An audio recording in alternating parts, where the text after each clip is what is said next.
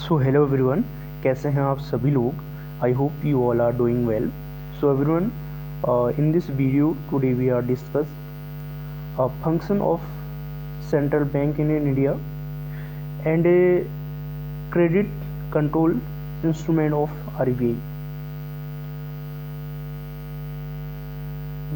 ये जो टॉपिक रहेगा मनी एंड बैंकिंग का टॉपिक सेकंड रहेगा। तो let's go to the topic. Introduction. The Reserve Bank of India was established on 1st April 1935. जो Reserve bank of India है जो इस्टेब्लिश किया गया था आपका 1 अप्रैल 1935 को on the recommendation of Hilton young commission. Question आपसे पूछा जा सकता है कि रिजर्व बैंक ऑफ इंडिया को कब इस्टेब्लिश किया गया था, तो आपका राइट आंसर हो जाएगा 1 अप्रैल 1935 को ऑन द रिकमेंडेशन ऑफ, किसके रिकमेंडेशन पे, हिल्टन यंग कमीशन के रिकमेंडेशन पे। RBI has 1 governor and 4 deputy governor. यानी कि क्वेश्चन पूछा जा सकता है कि आरबीआई के कितने गवर्नर होते हैं और कितने जो है डिप्टी गवर्नर होते हैं। तो 1 गवर्नर होता है आरबीआई का और उसके बाद जो है 4 डिप्टी गवर्नर होता है। और उसके बाद जो है हम बात करते हैं करंटली आरबीआई का गवर्नर, तो संजय मल्होत्रा आरबीआई का जो करंट गवर्नर हैं वो हैं संजय मल्होत्रा। उसके बाद major function of the reserve bank of India. इसमें major function of the RBI में आएगा आपका पहला issue of bank notes, bank note जारी करना। एंड सेकंड आएगा आपका bankers to the government, government का बैंक इसे भी कहा जाता है। और उसके बाद अगला है आपका बैंकर्स बैंक। उसके बाद लेंडर ऑफ लास्ट रिजॉर्ट, और उसके बाद जो है क्लियरिंग हाउस फंक्शंस। और उसके बाद जो है अगला है custodian of countries foreign currency reserve. और उसके बाद 7th फंक्शन है आपका कंट्रोलर ऑफ क्रेडिट। ये जो थे आरबीआई के फंक्शन हैं, तो डिटेल में समझते हैं आरबीआई के फंक्शन को।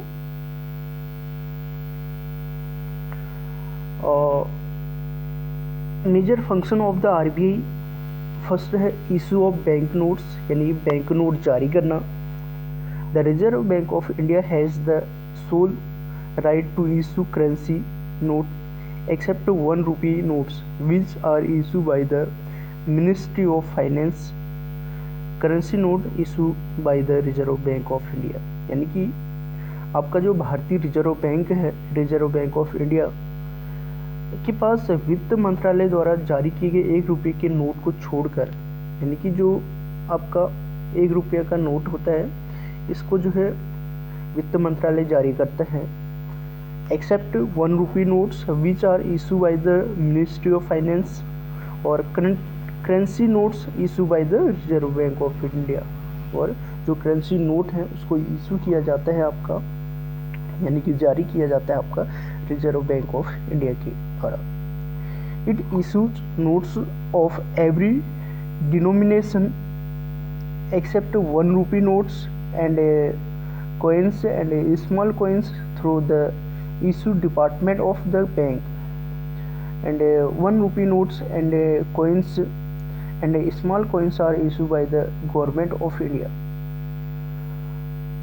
यह जो है आपका बैंक के निर्गम विभाग के माध्यम से 1 रुपये के नोट और सिक्कों और छोटे सिक्कों को छोड़कर हर मूल्य वर्ग के नोट जारी करता है। और 1 रुपये के नोट और सिक्के और छोटे सिक्के भारत सरकार द्वारा जारी किए जाते हैं।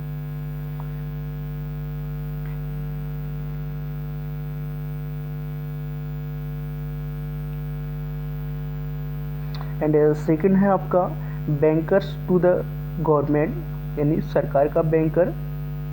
The RBI act as the bankers to the Government of India and state governments as such transact all banking business of this government. जो आरबीआई होता है भारत सरकार और राज्य सरकारों के बैंकर के रूप में भी कार्य करता है। The RBI act as the bankers to the government of India and the state governments. As such, it transacts all banking business of this government. यह इस तरह यह इन सरकारों के सभी बैंकिंग व्यवसाय का लेन देन करता है। These are the following, यानी कि जो बैंकर्स टू द गवर्नमेंट होता है किस प्रकार से होता है आपका, एक तो as a banker and as a banker के रूप में, एज एन एजेंट के रूप में, एज एन एडवाइजर के रूप में। एंड नेक्स्ट है आपका as the government banker the RBI provide short term credit to the Government of India. RBI provide banking support and facility to the government. सरकार के बैंकर के रूप में आरबीआई भारत सरकार के को अल्पकालिक ऋण प्रदान करता है। एंड आरबीआई सरकार को बैंकिंग सहायता और सुविधाएं प्रदान करता है। As the government bankers the RBI provide short term credit to the Government of India. RBI provide banking support and facility to the government. And next है आपका RBI act as an agent by sale and purchase of securities on the behalf of government. RBI सरकार की ओर से प्रतिभूतियों की बिक्री और खरीद के द्वारा एक एजेंट के रूप में कार्य करते हैं। RBI act as an agent by sale and purchase of securities on the behalf of government. And next है आपका the RBI act as the adviser of the government not only on banking and financial matters but also on a wide range of economic issues like financing patterns, mobilization of resources, institutional arrangement with regard to banking and credit matters, arrangement with regard to banking and credit matters, international finance and etc. RBI ने न केवल banking और वित्तीय मामलों पर सरकार के सलाहकार के रूप में कार्य करते हैं बल्कि आर्थिक मुद्दों को एक विस्तृत श्रृंखला जैसे वित्त पोषण पैटर्न, फाइनेंस पैटर्न, संसाधनों को जुटाना, मोबिलाइजेशन ऑफ रिसोर्सेज और बैंकिंग और ऋण मामलों के संबंध में संस्थागत व्यवस्था, institutional arrangement with regard to banking and credit matters and arrangement with regard to banking and credit matter and international finance etc. Banking और क्रेडिट प्रणाली मामले, अंतर्राष्ट्रीय वित्त आदि। एंड नेक्स्ट है आपका बैंकर्स बैंक, यानी बैंकों का बैंक इसे कहा जा सकता है। थर्ड फंक्शन है आरबीआई का। As bankers bank the RBI holds a part of the cash reserve of commercial bank and lends them funds to short period. All banks are required to maintain a certain percentage laying between 3% and 15% of their total liabilities. Bankers bank बैंकरों के bank के रूप में RBI वाणिज्यिक बैंकों के नकद भंडार का एक हिस्सा रखता है। As bankers bank, the RBI holds a part of the cash reserve of commercial bank and lends them funds for short period, और उन्हें छोटी अवधि के लिए धन उधार देता है। सभी बैंकों को अपने कुल देनदारियों का एक निश्चित प्रतिशत 3% और 15% के बनाए रखना आवश्यक है। The main objective of changing this cash reserve ratio by the RBI to control credit, यानी कि आरबीआई द्वारा जो कैश रिजर्व रेशियो को बदलने का जो मुख्य उद्देश्य है उसका है कि साख को नियंत्रित करना, control credit. And the RBI provides financial assistance to commercial bank and state cooperative banks through rediscounting rates. जो आरबीआई होते हैं वो आपका प्रोवाइड करता है financial assistant to commercial banks. भारतीय रिजर्व बैंक पुनर्कटौती दरों के माध्यम से वाणिज्यिक बैंकों और राज्य सहकारी बैंकों को वित्तीय सहायता प्रदान करते हैं।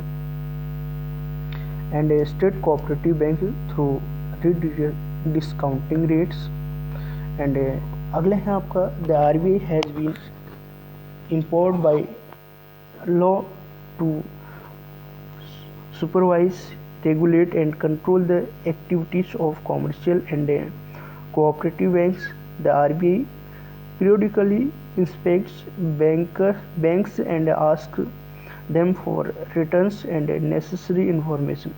वाणिज्यिक और सहकारी बैंकों की गतिविधियों की निगरानी, विनियमन और नियंत्रण करने के लिए RBI को कानून द्वारा अधिकार दिया गया है। RBI समय समय पर बैंकों का निरीक्षण करता है और उनसे रिटर्न और जरूरी जानकारी मांगता है। The RBI has been approved by law to supervise, regulate and control the activities of commercial and cooperative banks.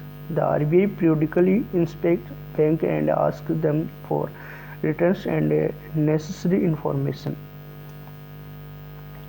वाणिज्यिक और सहकारी बैंकों की गतिविधियों की निगरानी, विनियमन और नियंत्रण करने के लिए RBI को कानूनी द्वारा अधिकार दिया गया है और RBI समय समय पर बैंकों का निरीक्षण करता है और उनसे रिटर्न और ज़रूरी जानकारी भी मांगते हैं। एंड उसके बाद जो है नेक्स्ट है आपका लेंडर टू लास्ट रिजोर्ट, अंतिम उपाय के ऋणदाता। The commercial banks approach the reserve Bank in time of emergency to tide over financial difficulties and no other banks are providing them finance, then the Reserve Bank comes to their rescue, though it might charge a higher rate of interest. That rate is called marginal standing facility. Lender of last resort यानी अंतिम उपाय के ऋणदाता के रूप में RBI को जाना जाता है। एंड वाणिज्यिक बैंक आपातकालीन समय में वित्तीय कठिनाइयों से निपटने के लिए रिजर्व बैंक से संपर्क करते हैं। The commercial bank approach the reserve Bank in time of emergency to tide over financial difficulties. और अन्य बैंक उन्हें वित्त प्रदान नहीं कर रहा है, फिर रिजर्व बैंक उनके बचाव में आता है। हालांकि यह ब्याज की उच्च दर वसूल करता है, उस दर को सीमांत मानक सुविधा कहा जाता है, MSF यानी मार्जिनल स्टैंडिंग फैसिलिटी रेट कहा जाएगा। उसके बाद अभी प्रेजेंट में जो मार्जिनल स्टैंडिंग फैसिलिटी रेट है वो है आपका 5.75%। कितना है MSF? 5.75% है।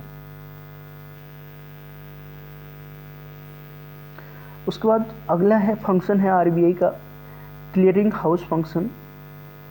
RBI play the role of clearing house function by the clearance of cheque through different banks.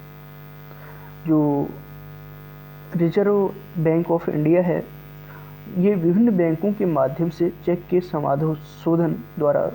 समाशोधन गृह कार्य की भूमिका निभाता है। दो RBI play the role of clearing house function by the clearness and of check through different bank. Example, suppose bank accepting check from bank B, bank A जो है accepting check from bank B and bank B accepting check from bank A, then RBI clear the amount of check by seeing the detail of particular account because all bank are under supervision of RBI।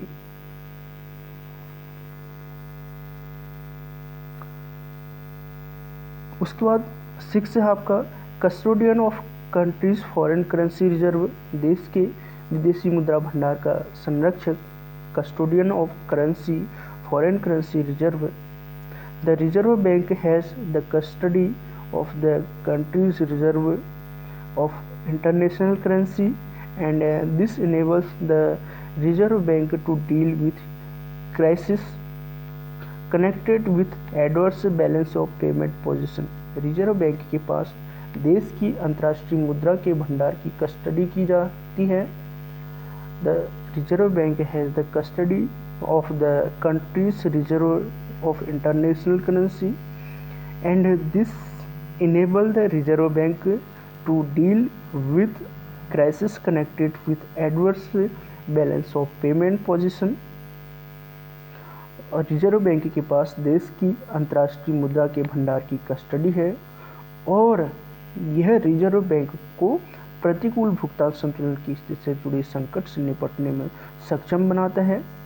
RBI is the custodian of foreign exchange. RBI जो है विदेशी मुद्रा का संरक्षक है, custodian of foreign exchange. It exercise manage floating to stabilize foreign exchange rate in the international market. यह अंतर्राष्ट्रीय बाजार में विदेशी मुद्रा दर को स्थिर करने के लिए प्रबंधित फ्लोटिंग का अभ्यास करता है। Manage floating to stabilize foreign exchange rate in the international market. The RBI has the authority to enter into foreign exchange transaction both on its own account and on behalf of the government। RBI के पास अपने स्वयं के खाते और सरकार की ओर से विदेशी मुद्रा लेन देन करने का अधिकार है। The RBI has the authority to enter into foreign exchange transaction both on its own account and on behalf of the government। and 7 है आपका कंट्रोलर ऑफ क्रेडिट, क्रेडिट का नियंत्रक। The RBI controls the total supply of money and bank credit in the country's interest. The RBI control credit to ensure price and exchange rate stability. RBI देश के हित में धन की कुल आपूर्ति और बैंक ऋण को नियंत्रित करता है। उसके बाद जो है आरबीआई मूल्य और विनियमन दर स्थिरता सुनिश्चित करने के लिए क्रेडिट को नियंत्रित करता है। The RBI control the total supply of money and bank credit in the country's interest. The RBI controls credit to ensure price and exchange rate stability. To achieve this the RBI uses all type of credit control instrument and quantitative, qualitative and selective. The most extensive use credit instrument of the RBI is the bank rate. इसे प्राप्त करने के लिए RBI सभी प्रकार के credit नियंत्रण उपकरणों का उपयोग करता है और मात्रात्मक, गुणात्मक और चयनात्मक आरबीआई का सबसे व्यापक रूप से इस्तेमाल किया जाने वाला क्रेडिट साधन बैंक दर है। ड्यूरिंग इन्फ्लेशन, इन्फ्लेशन के दौरान जो है during inflation RBI reduce money supply by increasing bank rate. Inflation के दौरान आरबीआई क्या करता है, आपका रिड्यूस करता है मनी सप्लाई। यह जो है आपके एग्जाम के पॉइंट ऑफ व्यू से काफ़ी महत्वपूर्ण होगा। क्वेश्चन पूछा जा सकता है कि जो है इन्फ्लेशन के दौरान आरबीआई किस प्रकार की पॉलिसी अपनाता है। तो ड्यूरिंग इन्फ्लेशन आरबीआई रिड्यूस करता है आपका money supply by increasing bank rate, repo rate, CRR, SLR by adopting dearer monetary policy, महंगी मौद्रिक नीति या डियरर मॉनेटरी पॉलिसी। और उसके बाद जो है ड्यूरिंग डिफ्लेशन अपस्फीति के दौरान आरबीआई सस्ती मौद्रिक नीति, चीप मॉनेटरी पॉलिसी को अपनाता है। During deflation RBI increase money supply by reducing bank rate, repo rate, CRR, SLR by adopting cheap monetary policy. उसके बाद अगला है आपका RBI qualitative and quantitative instrument of credit control. RBI के qualitative और क्वांटिटेटिव इंस्ट्रूमेंट कौन कौन से हैं क्रेडिट कंट्रोल को करने वाले। आपका पहला है क्वांटिटेटिव इंस्ट्रूमेंट और दूसरा है आपका क्वालिटेटिव इंस्ट्रूमेंट। पहला बैंक रेट आ जाएगा क्वांटिटेटिव इंस्ट्रूमेंट में, दूसरा रेपो रेट आएगा, तीसरा रिवर्स रेपो रेट आएगा, चौथा कैश रिजर्व रेशियो आएगा, पांचवा स्टैट्यूटरी लिक्विडिटी रेशियो आएगा, छठा हो गया एमएसएफ हो गया और सातवां जो है ओपन मार्केट ऑपरेशन हो गया। ये जो है आपका क्वांटिटेटिव इंस्ट्रूमेंट हो गए, bank rate, repo rate, reverse repo rate, cash reserve ratio, SLR, MSF और ओपन मार्केट ऑपरेशन। और उसके बाद जो है आपका क्वांटिटेटिव इंस्ट्रूमेंट में क्वालिटेटिव इंस्ट्रूमेंट में आपका मार्जिन रिक्वायरमेंट आएगा, कंज्यूमर क्रेडिट रेगुलेशन आएगा, और उसके बाद गाइडलाइंस आएंगे, राशनिंग ऑफ क्रेडिट आएगा, मोरल सुएशन होगा, उसके बाद जो है डायरेक्ट एक्शन आएगा। क्वांटिटेटिव इंस्ट्रूमेंट्स में repo rate also known as the benchmark interest rate. Question पूछा जा सकता है किसको जो है आपका बेंचमार्क इंटरेस्ट रेट के नाम से भी जाना जाएगा, तो रेपो रेट को also known as benchmark interest rate is the rate at which the RBI lends, RBI क्या करता है, lends money to the bank of for short term. RBI जो है अल्पावधि के लिए बैंकों को पैसा उधार देता है, लेंड करता है शॉर्ट टर्म के लिए। When the repo rate increase, borrowing from RBI become more expensive। जब रेपो रेट बढ़ता है तो RBI से कर्ज लेना महंगा हो जाता है, और if RBI want to contraction in money supply then increase in the repo rate। जब RBI क्या चाहता है कि पैसे की आपूर्ति या मुद्रा की आपूर्ति में जो है संकुचन करना चाहता है तो रेपो दर में वृद्धि करता है।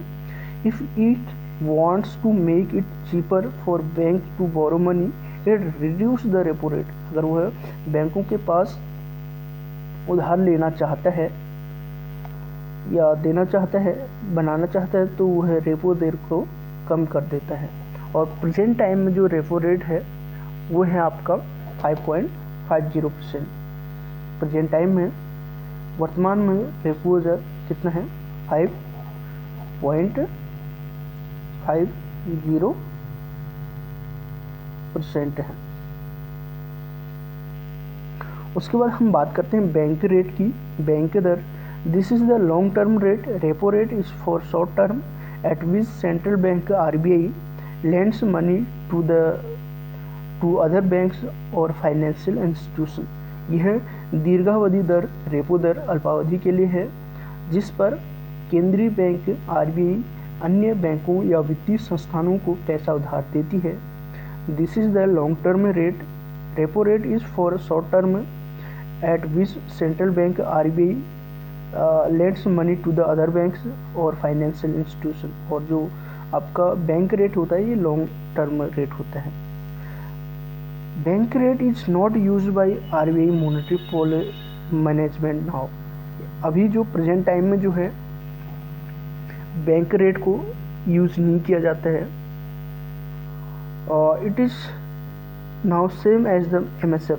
और ये जो बैंक रेट होता है ये मार्जिनल स्टैंडिंग फैसिलिटी रेट के बराबर ही होता है। Currently bank rate is 5.75%। अभी प्रेजेंट टाइम में बैंक रेट जो है आपका कितना है, आपका 5.75% जो है बैंक रेट है। अभी 5.75 जो है आपका बैंक रेट है, और रेपो रेट 5.50%, और MSF रेट भी जो है आपका 5.75 है। उसके बाद reverse repo rate.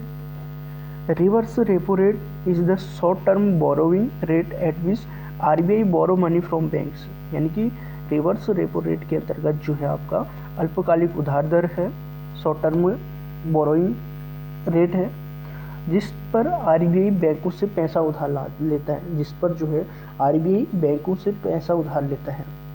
And next आपका रिजर्व बैंक इस उपकरण का उपयोग तब करता है, the reserve bank uses this tool when it feel there is too much money floating in the banking system. Reserve bank इस उपकरण का उपयोग तब करता है जब उसे लगता है कि बैंकिंग प्रणाली में बहुत अधिक पैसा चल रहा है। The reserve bank uses this tool when it feel there is too much money floating in the banking system. जब रिजर्व बैंक जो है रिवर्स रेपो रेट का प्रयोग तब करता है जब उसे लगता है कि बैंकिंग प्रणाली में बहुत अधिक पैसा चल रहा है, तो तब उस केस में जो है आरबीआई क्या करता है, शॉर्ट टर्म के लिए बोरो करता है कॉमर्शियल बैंक से। In this way surplus fund with commercial bank goes with RBI. इस तरह जो है वाणिज्य बैंकों के पास जो अधिशेष निधि होती है आरबीआई के पास चली जाती है।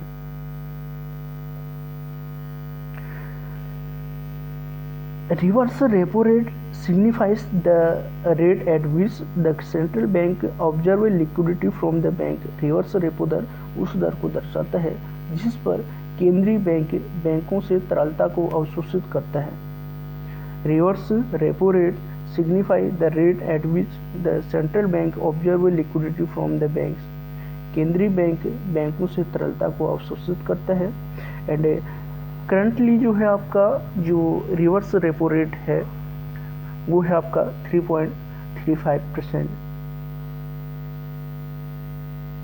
एंड नेक्स्ट है आपका cash reserve ratio CRR। Bank in India are required to hold certain proportion of their deposit in the form of cash. CRR के अंतर्गत जो है क्या करते हैं, होता है जो कॉमर्शियल बैंक होते हैं वो अपने कुल जमा का कुछ परसेंट अपने पास होल्ड करके रखते हैं कैश को। CRR भारत में बैंकों की अपनी जमा राशि का एक निश्चित अनुपात नकदी के रूप में रखना आवश्यक है। However, banks don't hold these cash as cash with themselves. They deposit such cash with Reserve Bank of India। हालांकि बैंक इन्हें अपने पास नकदी के रूप में नहीं रखते, वे भारतीय रिजर्व बैंक के पास ऐसी नकदी जमा करते हैं। और करंटली जो कैश रिजर्व रेशियो है वो 4% के समथिंग है। करंटली आपका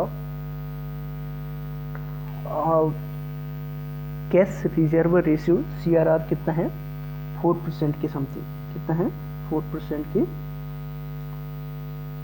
समथिंग है। और जो कैश रिजर्व रेशियो है ये वेरी कर सकता 3% से लेके 15% तक का, 3% टू 15%। उसके बाद SLR statutory liquidity ratio a minimum proportion of their net demand and time liabilities as liquidity assets in the form of cash, gold and unencumbered approved securities। यानी कि वैधानिक तरलता अनुपात के अंतर्गत नकदी, सोना और बिना भार वाली स्वीकृत प्रतिभूतियों के रूप में तरल संपत्ति के रूप में उनकी शुद्ध मांग और समय देनदारियों का न्यूनतम अनुपात है। The ratio of liquidity assets to demand and time liabilities is known as statutory liquidity ratio। तरल संपत्तियों का मांग और समय देनदारियों के अनुपात को वैधानिक तरलता अनुपात SLR के रूप में जाना जाता है।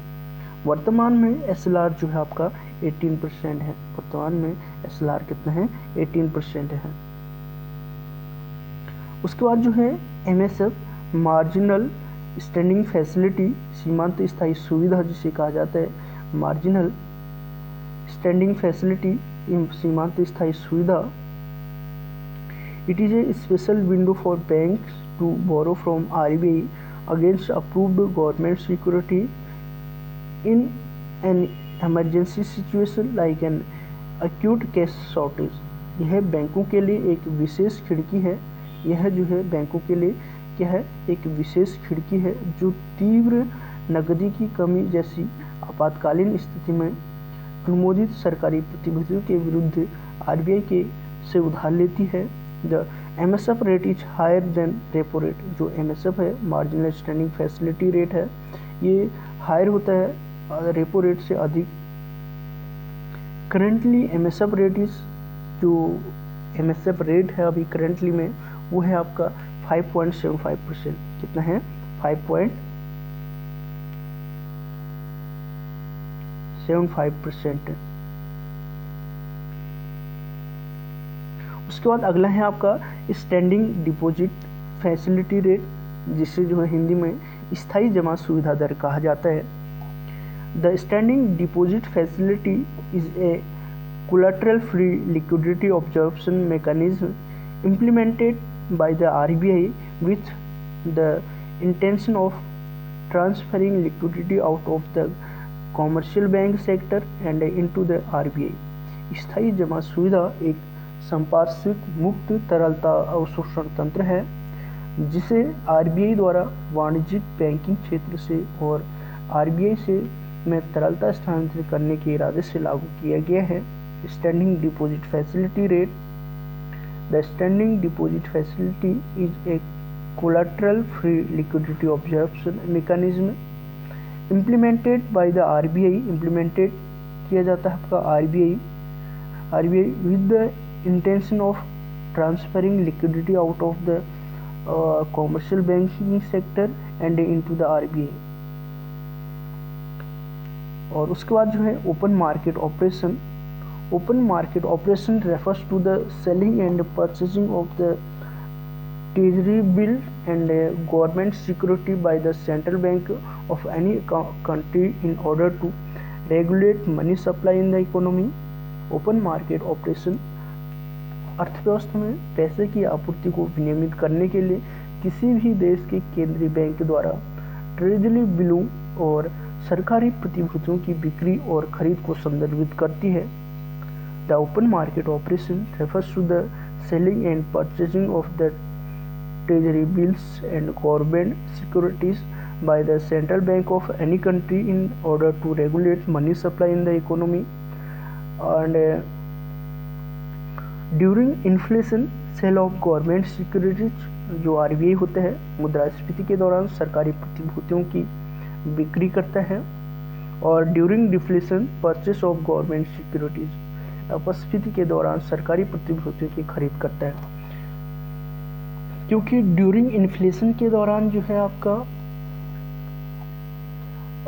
अर्थव्यवस्था में मनी सप्लाई अधिक होती है तो गवर्नमेंट क्या करती है, सेल करती है गवर्नमेंट सिक्योरिटीज़ को और डिफ्लेशन के दौरान जो है परचेज करती है गवर्नमेंट सिक्योरिटी। उसके बाद जो है अगला है आपका क्वालिटेटिव इंस्ट्रूमेंट। क्वालिटेटिव इंस्ट्रूमेंट में आपका पहला आता है मार्जिन रिक्वायरमेंट्स जिसे जो है मार्जिन आवश्यकताएं भी कहा जाता है। Margin requirements this refers to difference between the security offered and amount borrow by the banks. Securities offered and amount borrow by the bank example commercial bank take loan of 80 crore then bank need keep security worth 100 crore. Margin आवश्यकताएं यह बैंकों द्वारा प्रस्तावित प्रतिभूतियों और उधार ली गई राशि के बीच अंतर को संदर्भित करता है। उदाहरण कॉमर्शियल बैंक 80 करोड़ का कर्ज लेते हैं तो बैंकों को 100 करोड़ की सुरक्षा रखनी होती है। मार्जिन रिक्वायरमेंट क्या है? This refers to difference between the securities offered and amount borrow by the bank. Securities offered किया जाता है and amount borrow by the bank example commercial bank take loan of 80 crore then bank need keep security worth 100 crore. Consumer credit regulation उपभोक्ता ऋण विनियमन।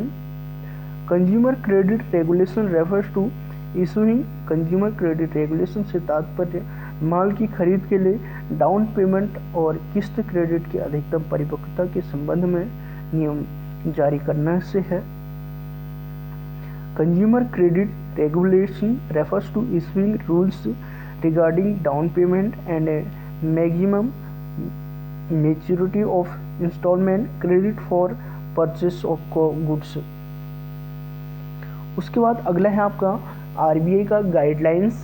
RBI guidelines RBI issues oral written statements appeal guidelines warning etcetera to the banks. RBI के दिशा निर्देश RBI बैंकों को मौखिक हो गया, लिखित बयान हो गया, अपील हो गया, दिशा निर्देश हो गया, चेतावनी हो गया आदि जारी करता है। RBI guidelines RBI issue oral written statements appeals guidelines warning etcetera to the banks. उसके बाद जो है अगला है आपका राशनिंग ऑफ क्रेडिट। क्रेडिट की राशनिंग of credit the RBI control the credit granted allocated by commercial bank Liberal policy during deflation, RBI reduce repo rate, bank rate, cash reserve ratio and SLR. Credit की rationing, RBI वाणिज्यिक बैंकों द्वारा दिए गए आवंटित credit को नियंत्रित करता है। और liberal policy and during deflation, RBI reduce repo rate, bank rate, cash reserve ratio and SLR. उदार नीति के अंतर्गत अपस्फीति के दौरान आरबीआई रेपो दर, बैंक के दर और सीआरआर और एसएलआर घटाता है। And DRR policy during inflation, RBI reduce repo rate, bank rate and CRR and SLR. उसके बाद अगला है आपका मोरल सुएसन।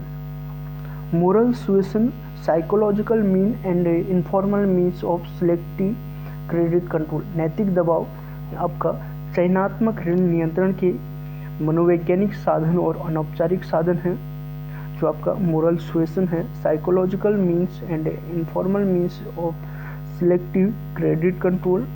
उसके बाद moral suasion is request by the RBI to the commercial bank to take specific measure as per the economy trends. नैतिक दबाव भारतीय रिजर्व बैंक के द्वारा वाणिज्यिक बैंकों से अर्थव्यवस्था के रुझानों के अनुसार विशिष्ट उपाय करने का अनुरोध है।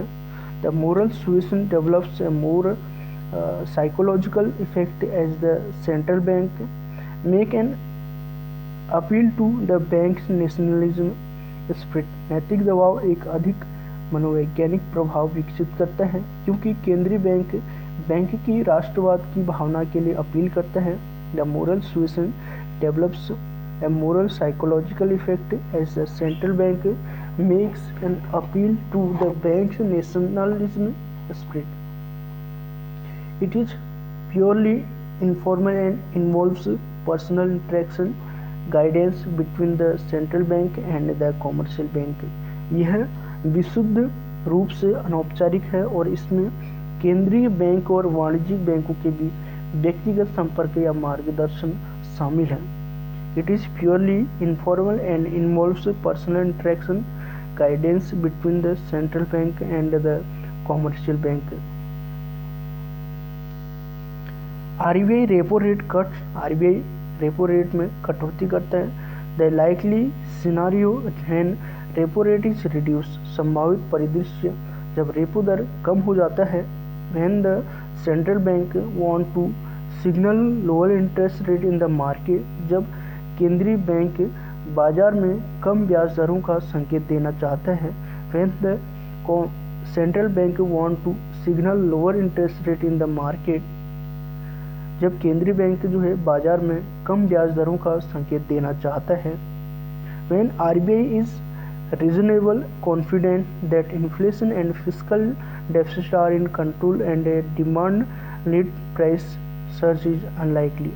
जब RBI यथोचित रूप से आश्वस्त हो कि मुद्रास्फीति और राजकोषीय घाटा नियंत्रण में है और मांग के कारण कीमतों में वृद्धि की संभावना नहीं है।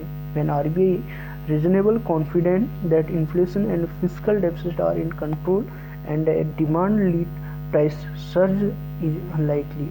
When the economy is slowing down, जब अर्थव्यवस्था धीमी हो रही है और RBI उदार मौद्रिक नीति का संकेत देकर विकास को गति देना चाहती है। And the economy is slowing down and RBI want to accelerate growth by signaling and accommodative monetary policy.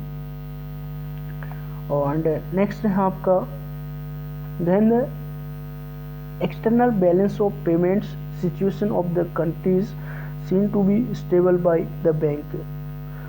जब बैंक के द्वारा देश की बाहरी भुगतान संतुलन की स्थिति को स्थिर देखा जाता है। When the external balance of payment situation of the countries is seen to be stable by the bank, impact of repo rate hike, repo rate में बढ़ोतरी का असर as the new MCLR का फुल फॉर्म होता है आपका marginal cost of fund based landing rate. MCLR का full form क्या होता है? Marginal cost of fund based landing rate.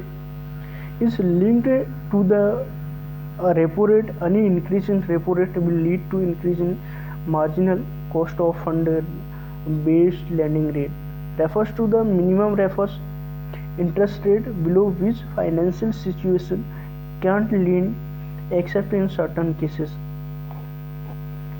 Margin cost of funds based landing rate न्यूनतम ब्याज दर को संदर्भित करता है जिसके नीचे कुछ मामलों को छोड़कर वित्तीय संस्थान उधार नहीं दे सकते.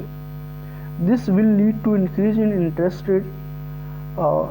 इसलिए उन कर्जदारों के लिए ब्याज दर में वृद्धि होगी जिन्होंने floating rate home loan, personal loan और बिजनेस लोन लिया है. This will lead to increase in interest rate for borrowers who have taken floating rate home loan, personal loan and business loan. As the repo rate is increased, the demand for credit facility loan will decrease due to higher interest rate. जैसे जैसे repo दर बढ़ेगी उच्च ब्याज दर के कारण ऋण सुविधाओं ऋण की मांग घटेगी. This will help RBI and government to control inflation. इससे आरबीआई और सरकार को महंगाई को नियंत्रित करने में मदद मिलेगी. पॉलिसी रेट करंटली जो पॉलिसी रेट है किस प्रकार से है आपका रेपो रेट जो है आपका 5.50% है. 5.50% है.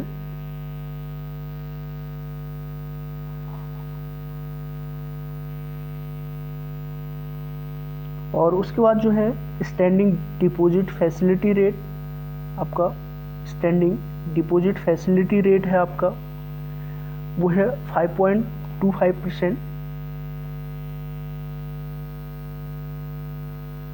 और उसके बाद जो है मार्जिनल स्टैंडिंग फैसिलिटी रेट हो गया आपका 5.75% और बैंक रेट हो गया आपका 5.75%. उसके बाद जो है फिक्स रिवर्स रेपो रेट हो गया. फिक्स रिवर्स रेपो रेट हो गया आपका कितना 4%.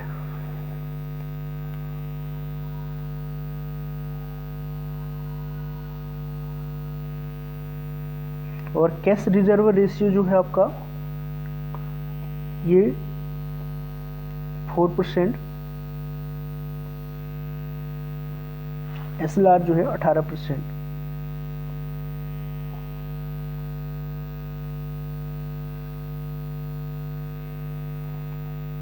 और फिक्स्ड रिवर्स रेपो रेट 3.35% ही है. उसके बाद अगला है list of government bank in India. Below the list of government bank in India 2022. तो आपका इसमें क्या आएगा आपका पहला स्टेट बैंक ऑफ इंडिया, दूसरा पंजाब नेशनल बैंक, तीसरा बैंक ऑफ बड़ौदा, अगला है आपका कैनरा बैंक, उसके बाद यूनियन बैंक ऑफ इंडिया, उसके बाद बैंक ऑफ इंडिया, उसके बाद इंडियन बैंक, उसके बाद जो है सेंट्रल बैंक ऑफ इंडिया, और उसके बाद जो है इंडियन ओवरसीज़ बैंक, फिर उसके बाद यूको बैंक, उसके बाद बैंक ऑफ महाराष्ट्र और पंजाब एंड सिंध बैंक. और उसके बाद है लिस्ट ऑफ मर्ज्ड बैंक इन 2021. तो आपका जो बैंक मर्ज हुए थे 2021 में, जैसे oriental bank of commerce and United bank of India, इसको मर्ज किया गया आपका किसमें पंजाब नेशनल बैंक में. पंजाब नेशनल बैंक में oriental bank of commerce and United bank of India. And उसके बाद जो है कैनरा बैंक सिंडिकेट बैंक को जो है आपका कैनरा बैंक में मर्ज किया गया. और उसके बाद जो है आपका इलाहाबाद बैंक को जो है इंडियन बैंक में मर्ज किया गया. और Andhra bank and corporation bank को यूनियन बैंक ऑफ इंडिया में मर्ज किया गया. देना बैंक और विजया बैंक को जो है आपका बैंक ऑफ बड़ौदा में मर्ज किया गया. और In 2021, the Government of India merged 10 public sector banks into 4 banks. और विजया and बैंक and देना bank were merged with the Bank of Baroda from 1 अप्रैल 2019। यानी कि जो देना बैंक और विजया बैंक है बैंक ऑफ बड़ौदा में मर्ज किया गया आपका 1 अप्रैल 2019 में।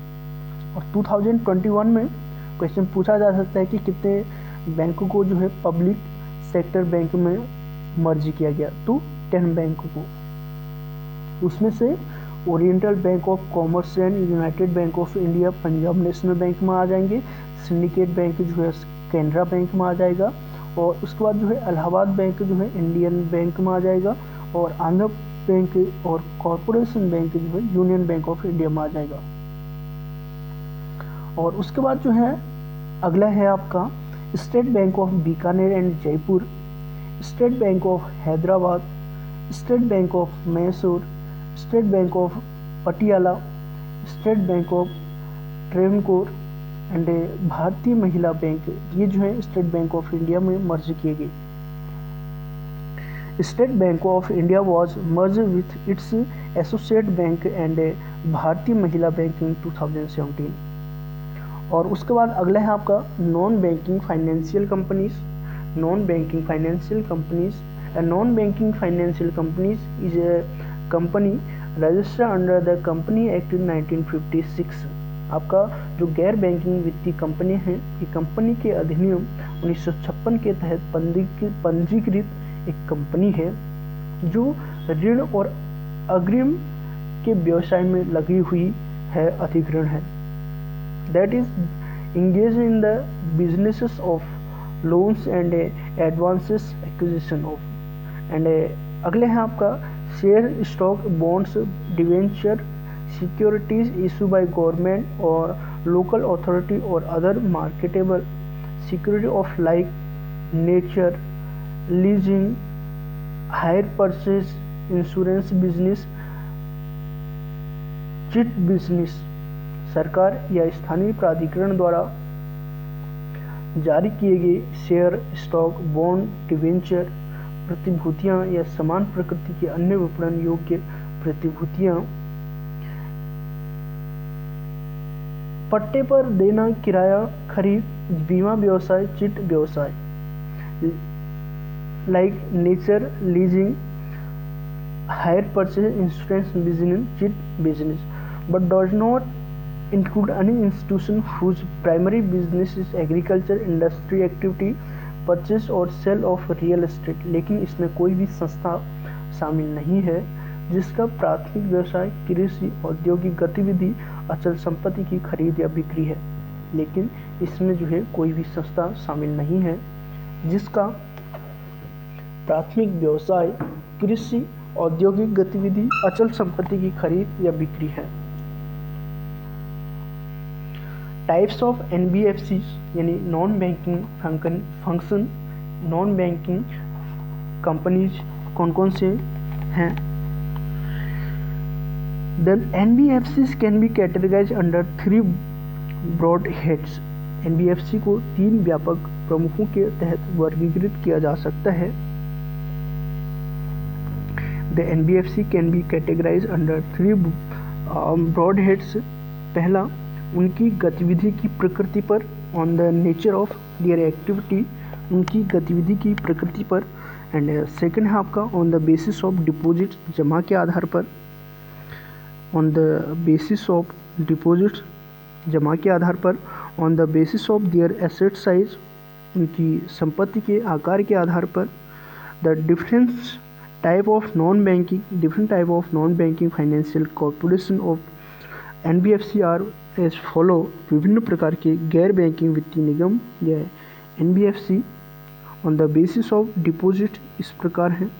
जमा के आधार पर deposit accepting non banking financial corporation and non deposit accepting non banking financial corporation. जमा स्वीकार करने वाले गैर बैंकिंग वित्तीय निगम, गैर जमा स्वीकार करने वाले गैर बैंकिंग वित्तीय निगम। Non deposit accepting non banking financial corporation. उसके बाद difference between banks and NBFCs. आपका बैंक और एनबीएफसी में क्या क्या मेजर डिफरेंस है आपका। Basis of comparison non banking financial companies और उसके बाद bank meaning non banking financial companies की मीनिंग है they provide banking service to people without holding bank licence. They provide banking services to people without holding bank licences. And second है आपका banks it is government authorise financial intermediate which aim at providing banking services to the public. NBFC क्या है, they provide banking services to people without holding bank licence. And second है it is government authorise financial intermediates which aim at providing banking services to the public. And अगला है आपका regulated under companies act 2013। NBFC को regulate किया जाता है आपका companies act 2013 के तहत और बैंक्स को रेगुलेट किया जाता है एक्ट 1949 के तहत। उसके बाद demand deposit NBFCs cannot be accepted demand deposit and banks can be accepted demand deposit and allow up to 100% foreign investment को NBFC अलाउ करते हैं up to 100% and bank allow up to 74% for private sector banks. उसके बाद जो है अगला है आपका payments and settlement system not a part of the system and bank जो है an integral part of the system. Non banking financial company maintenance of reserve ratio not required and banks are mandatory. उसके बाद deposit insurance facility not available और bank में जो है आपका available है। उसके बाद credit creation non banking financial companies does not create credit and banks जो है आपका क्रेडिट करते हैं। Transaction service can not be provided by NBFC. Transaction services को जो है can not be provided by NBFC और बैंक जो है प्रोवाइडेड बाय बैंक्स। उसके बाद जो है आपका non banking financial company institution non banking financial institution company the top 10 non banking financial companies in India 2021। भारत में शीर्ष 10 NBFC 2021 power finance corporation limited. Second है आपका Shri Ram transport finance company limited, Bajaj finance limited, Mahindra financial service limited, Muthoot finance limited, HDB finance services, Cholamandalam, Tata capital finance service limited. धन्यवाद। आशा है कि यह वीडियो जो है आपके लिए यूज़फुल रही होगी। आने वाली वीडियो में जो है हम नाबार्ड, आरआरबीज और अदर फाइनेंशियल इंस्टीट्यूशन के बारे में जानने का प्रयास करेंगे। वीडियो आपके लिए यूज़फुल रहती है, कंटेंट आपके लिए यूज़फुल रहता है तो वीडियो को लाइक कीजिए, शेयर कीजिए। धन्यवाद।